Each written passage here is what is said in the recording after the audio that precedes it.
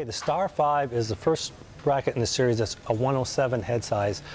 The Star 3 and the Star 4 are both 115, so a little bit bigger head size. This is a 16-19 string pattern, so it's a little more open, which when you're looking for a power racket, that's actually going to give you more power, but it's also going to give you a little more spin. This racket's a third of an inch longer. It's a head-heavy racket. This racket only weighs 9 ounces, and it's a 26 to 28 millimeter racket, so it's thicker, so it's definitely for someone who has a shorter swing, wants a little more power, a little more pop, and wants a nice size sweet spot. Some of the technologies inside the racket are, in the throat area, we place a material called D3O.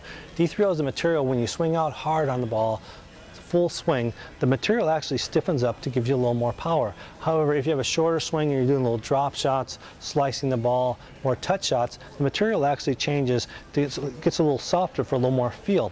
Also on the inside of the racket here, it's actually indented, and what that does in the inner quad, it actually lets the strings move out a little more freely, a little more feel, a little more touch.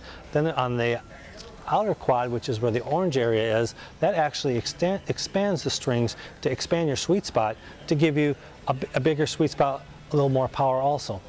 There's also the two-part control ring on the top here, and what that does, it allows the strings to move a little more freely to give you more control, a little more feel, and also works to expand the sweet spot of the racket. Then finally, this racket has what we call a multi-zone grip. And what it is, it's actually a slip-on grip that when you hold on to the racket, it's actually harder to turn and twist in your hand, and actually gives you a little more feel. So if you're looking for maybe not a really big head size, but a 107 head size, you want a lightweight racket, 9-ounce racket, and you want some power and you have a little shorter swing, the 5-star is definitely a racket to try. Midwest, pure tennis.